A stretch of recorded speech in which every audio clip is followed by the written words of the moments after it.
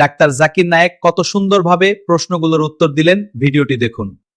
সবাই বলে কোনো ধর্মই খারাপ কথা বলে না, কিন্তু মুসলিমরা কেন অন্য ধর্মের লোকদের ইসলাম গ্রহণ করতে বলে?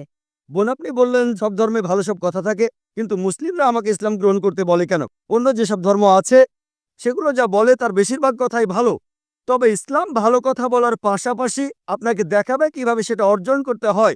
আমি উদাহরণ দিয়েছি, সব ধর্মই বলে চুরি করো না, ইসলাম একই কথা বলে, তবে ইসলাম দেখিয়ে দেয় কিভাবে সেই অবস্থানে যাবেন যেখানে কেউ চুরি করে না।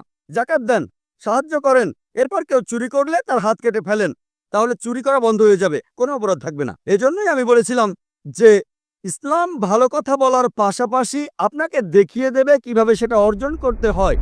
যদি সর্বশক্তিমান আল্লাহ যে কোনো কিছুই তৈরি করতে পারেন, কেন তার সমস্ত পৃথিবী তৈরি করতে 6 দিন লাগলো?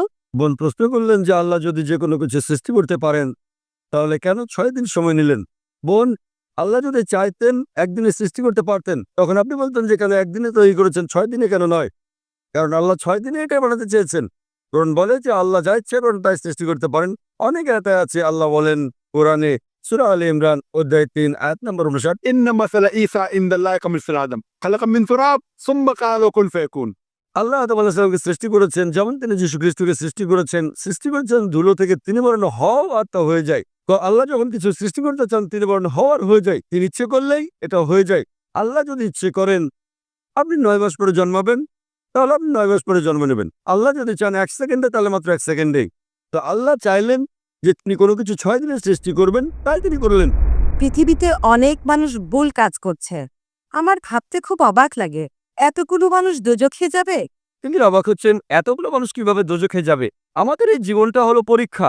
আপনারা যদি ভালো করে দেখেন যে নিচু গ্রেডের পরীক্ষাগুলোতে বেশিরভাগ ছাত্র পাশ করে, তবে উপরের লেভেলে গেলে সেখানে পাশ করাটা কঠিন।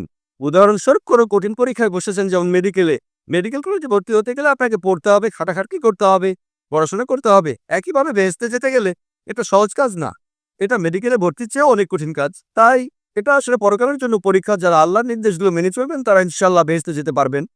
আশা করি বোন উত্তরটা পেয়েছে।